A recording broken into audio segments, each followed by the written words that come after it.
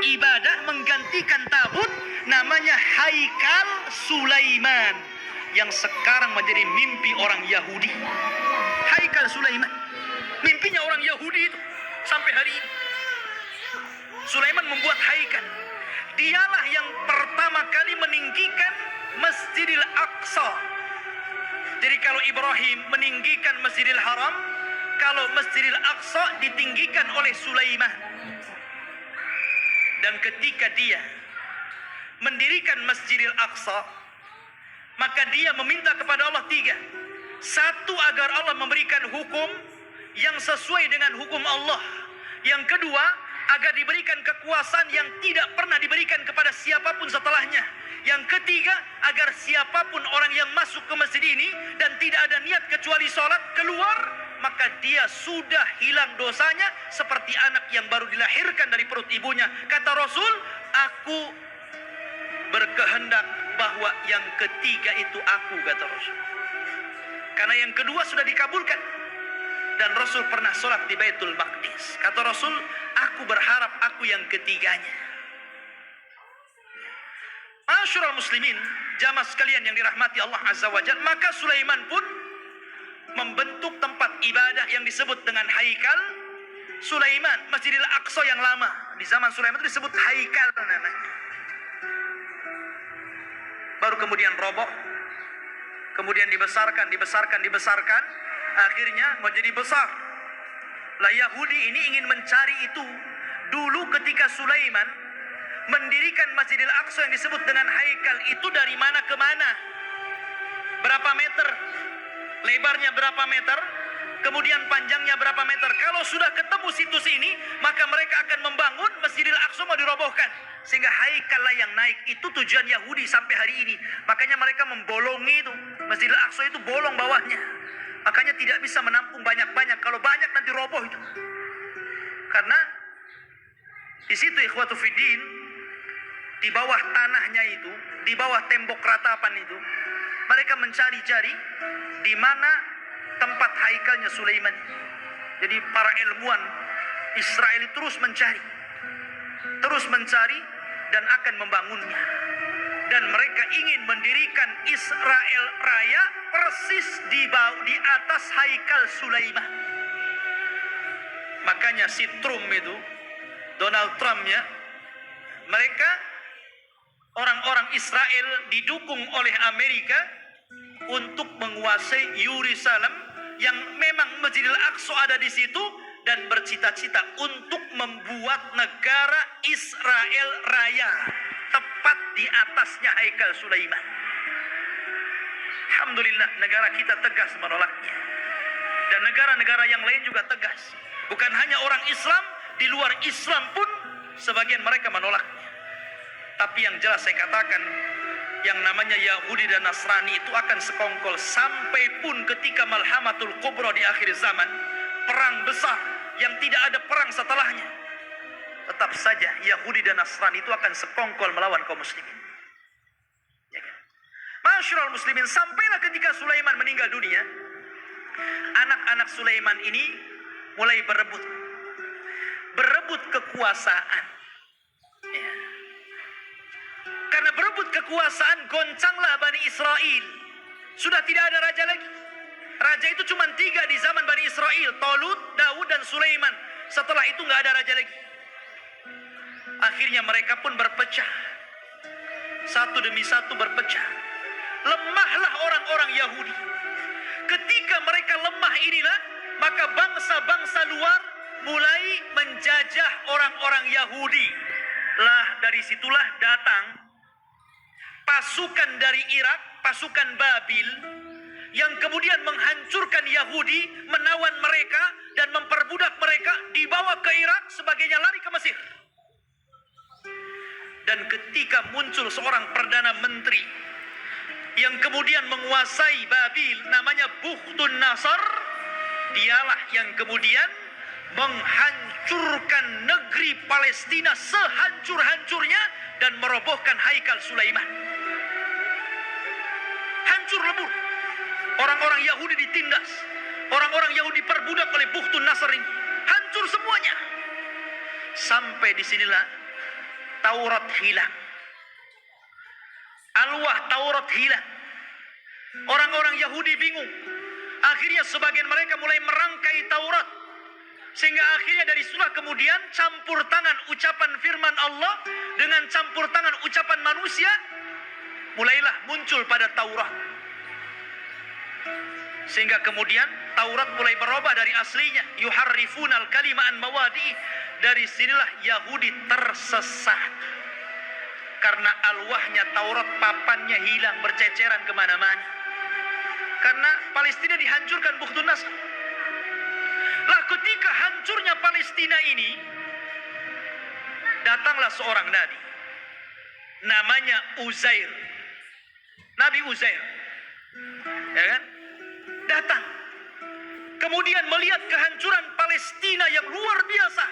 Haikal Sulaiman roboh, kota Palestina hancur, orang Yahudi dibantai, orang Yahudi diperbudak di Babil, Irak, gitu kan? Maka dia berpikir, kaifa yuhyillahu ba'da mautiha? Bagaimana Allah bisa menghidupkan kota yang hancur setelah dulu kota ini sangat ramai, sangat indah, sangat bagus. Akhirnya Allah Subhanahu wa taala menidurkan Nabi Uzair 100 tahun. Fa'amatahu Allahu mi'ata amin summa ba'atsah. Maka kemudian Uzair pun ditidurkan Allah 100 tahun. Kemudian dibangkitkan seolah-olah baru tidur sejam 2 jam karena ditidurkan di waktu duhur dan dibangunkan di waktu asar. Asar ke duhur cuma berapa jam saja. Disangkanya hanya 2-3 jam dia tidur, padahal dia sudah 100 tahun ditidurkan. Dan Allah bolak-balikan badannya sehingga badannya tidak hancur. Dan Allah biarkan badannya muda terus. Sehingga ketika 100 tahun dia dibangkitkan, orang sudah tua, dia masih muda. Orang udah janggutnya panjang-panjang, udah pakai tongkat bungku-bungku, dia masih muda saja. Maka ketika dia mencari rumahnya, ya namanya rumahnya ya tahu di mana. Rupanya rumah itu masih ingat di mana letaknya. Rupanya di situ ada nenek. Rupanya nenek ini dulunya bekas pembantunya, lebih muda jauh, tapi sekarang lebih tua jauh. Siapa kamu? Saya Uzair. Uzair dah mati 100 tahun, kau ngaku Uzair pula kan? Mana buktinya kau Uzair? Akhirnya ditunjukkan bukti-buktinya. Kaget nenek ini. Oh, kamu ini tuan saya, kamu Uzair. Menyebarlah nama Uzair di Bani Israel. Maka orang pun menganggap Uzair itu anak Tuhan. Wa qalatil yahudu Uzair ibnullah wa qalatin nasara al-masih ibnullah. Berkata orang Yahudi Uzair itu anak Allah, berkata orang Nasrani al-Masih ibnullah anak Allah. Karena Uzair masih hidup. Mereka katakan ini anak Allah, kalau bukan anak Allah nggak mungkin hidup selama ini dan masih muda. Dan ketika dia mencari puing-puing papan-papan Taurat, dia tidak tahu di mana letaknya. Maka Allah ilhamkan mampu menghafal Taurat dengan pemikirannya. Sehingga orang-orang menyangka Musa saja membaca Taurat dari papan, dia membaca Taurat dari pikirannya. Berarti dia adalah anak Allah. Orang Yahudi bilang Uzair anak Allah karena mampu menghafal Taurat. Tuh lihat. Kenapa orang Islam tidak dikatakan anak Allah? Banyak orang yang hafal Quran. Anak kecil aja si Musa bisa hafal Quran. Kenapa nggak Musa anak Allah? Al-Quran itu luar biasa ikhwan. Semua bisa menghafal Al-Quran. Bisa Quran dihafal. Anak kecil bisa hafal Quran. Tapi nggak ada sejarah orang hafal Taurat. Nggak ada sejarah pastor hafal Injil. Nggak ada. Tapi Taurat dan Injil tidak bisa dihafal. Tapi Quran bisa dihafal. Ini mukjizat. Quran itu bisa. Walaqad yassarna Qur'ana lidzikr. Allah mudahkan Quran itu untuk diingat. Ma'asyiral muslimin rahimani wa rahimakumullah. Maka itu kisah Nabi Uzair. Akhirnya kemudian Yahudi pun ditindas. Maka setelah kemudian zaman Bukhtun Nasr berlalu, datanglah Persia menyerbu dan menang. Maka orang-orang Yahudi dikembalikan ke Palestina. Setelah itu datang Romawi dan memenangkan Persia. Akhirnya orang Yahudi diperbudak lagi. Sebagian mereka hijrah sampai ke Madinah. Inilah sejarah kenapa dahulu di zaman Rasul ada orang-orang Yahudi di Madinah. Karena ketika Romawi berhasil mengarahkan Persia, maka orang-orang Yahudi banyak yang diperbudak, sebagian mereka lari. Dan mereka punya ramalan bahwa kelak akan muncul seorang nabi di tanah yang banyak pohon kurma, yang kemudian belakangan disebut Yathrib dan belakangan lagi disebut Madinah Al-Munawwarah. Berangkatlah mereka ke Madinah, suaka besar-besaran. Ya. Tapi kemudian setelah tahun 1700-an belakangan ke sini gitu kan, maka mulailah orang-orang menggagas untuk mengumpulkan orang Yahudi, kemudian mengumpulkan di Palestina. Kemudian pada tahun 1940-an gitu kan, barulah kemudian atas bantuan Inggris dan Amerika, akhirnya orang-orang Yahudi diresmikan untuk membuat negara sendiri yang sekarang disebut Israel. Israel, bukan Bani Israel. Karena kerajaan Israel ini, ikhwah, itu berbeda dengan Yahudi. Itu dua pecahan yang berbeda. Ya, Yahudi ini keturunan Yahuda. Kalau Israel berbeda. Karena Israel ini masih mengagungkan para nabi, tapi Yahudi itu membenci para nabi. Mereka lah yang membunuh Nabi Zakaria sehingga digergaji sampai mati. Dialah yang membunuh Nabi Yahya bin Zakaria, disembelihnya sampai mati. Dia pula mengklaim sudah membunuh Nabi Isa bin Maryam dan mengatakan anak zina dan dibunuhnya. Walaupun Al-Quran mengingkari terbunuhnya Isa dan mengatakan Isa tidak dibunuh, Isa disalib, Isa tidak disalib, dan Isa diserupakan bahkan dia diangkat ke langit. Tapi orang Yahudi mengklaim sudah membunuh Isa. Itulah kisahnya orang Yahudi. Jadi orang Yahudi yang sekarang ini hanya sandiwara orang-orang itu, orang-orang kafir, orang-orang Inggris dan Amerika saja. Mereka membuat cerita bahwa seolah-olah itu adalah tanah mereka. Demi Allah, sejengkal pun bukan tanah Yahudi. Bagaimana kemudian Donald Trump mengumumkan untuk memindahkan ibu kota Yerusalem sebagai ibu kota Israel dan akan mendirikan Israel Raya di atas Baitul Maqdis? Maka kita harus bangkit ya. Nggak bisa seperti itu. Satu jengkal pun mereka nggak punya tanah. Bagaimana mungkin kemudian mereka mengklaim ini tanah Yahudi? Dan di akhir zaman, yang mereka ramalkan memang akan menjadi kenyataan. Mereka meramalkan setelah Haikal Sulaiman terbangun, maka akan diutus kepada mereka Imam Mahdi yang ditunggu-tunggu, namanya Dajjal. Dajjal itulah Imam Mahdi yang ditunggu-tunggu mereka. Makanya kita lihat simbol Zionis, simbol mata.